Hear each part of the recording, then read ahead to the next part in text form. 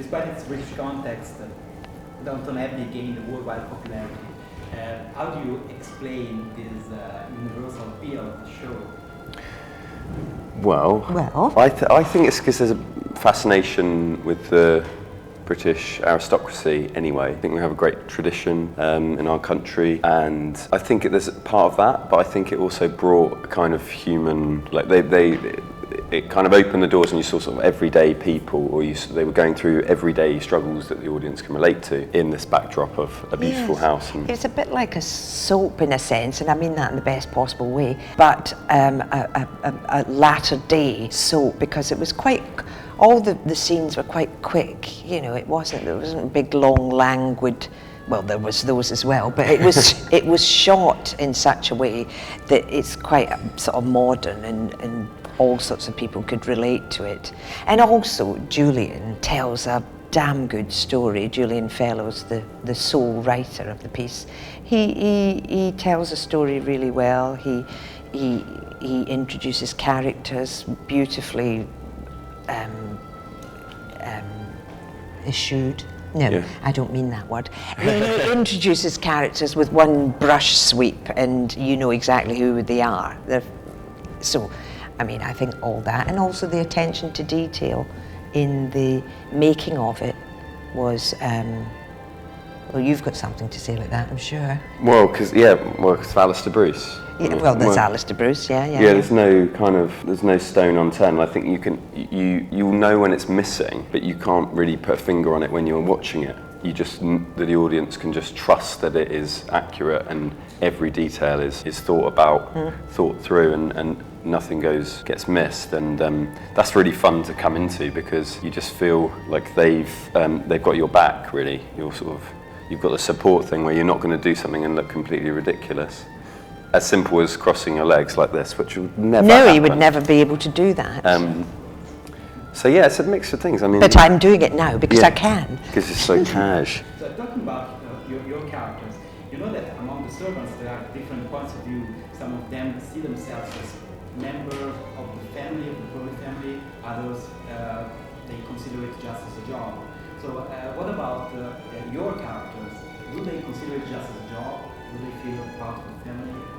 Well, Mrs. Hughes doesn't really feel part of the family. She's got quite a lot to say about upstairs, but I think she warms more towards them as the series has progressed.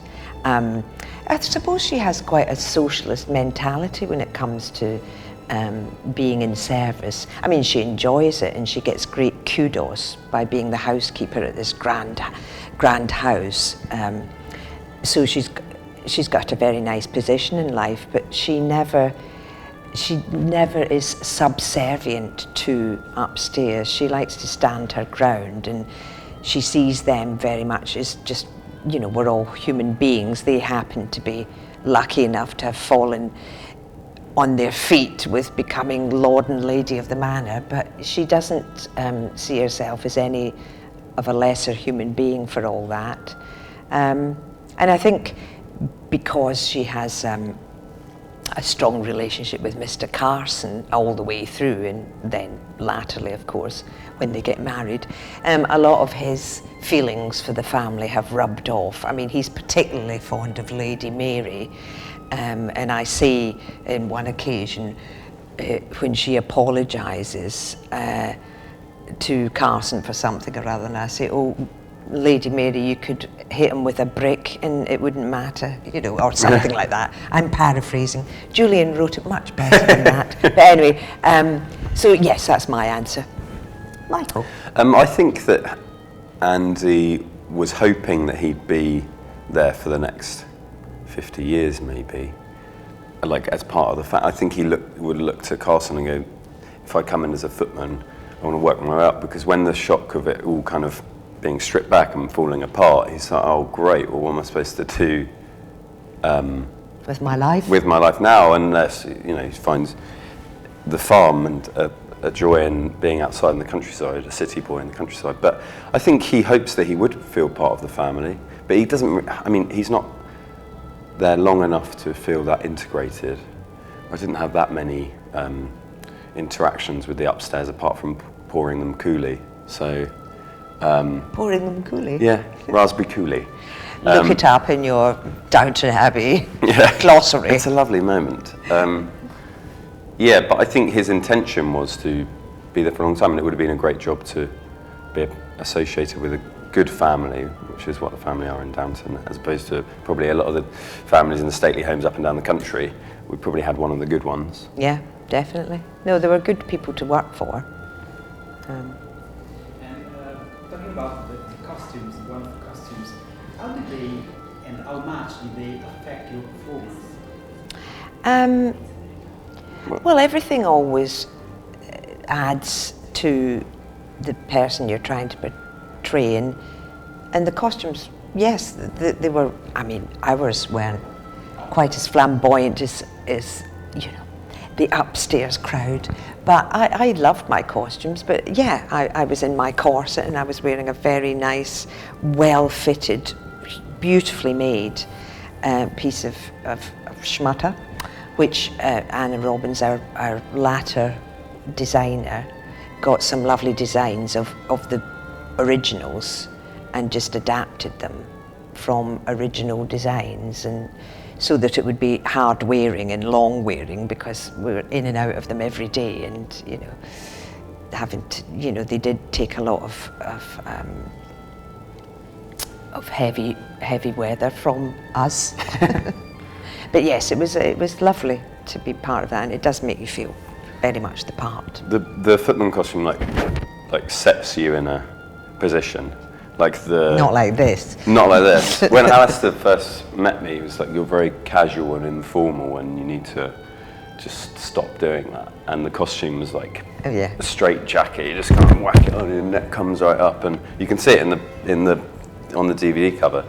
Everyone has perfect posture.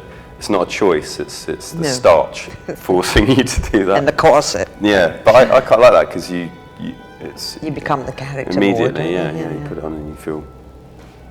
Yeah. And is there a moment on set or a scene that you remember with particular fondness? Oh, there's so many. But I mean, just talking about since we finished, the last scene that we ever did in the servants' hall was. I won't forget that in a hurry, because it was emotional, because we knew it was all going to be our last scene. A lot of us, not everybody, but most of the servants, when we were singing Auld Lang Syne. Should old acquaintance be forgot? I thought I normally take the high bit. Oh, sorry. No. Should old acquaintance be? That's better. Yeah. It's been a while.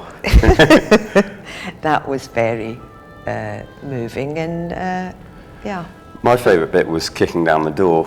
Oh yes. Yeah. You got to be Butch. Yeah, I know, for once. But the first time I did it, we said, okay, let's just go for it, let's see. And I was thinking all the crew are watching, so I'm like, I can't kick this and it not open, so I've got to give it my full left peg. And I kicked it, and rather than swing open like that, it just went.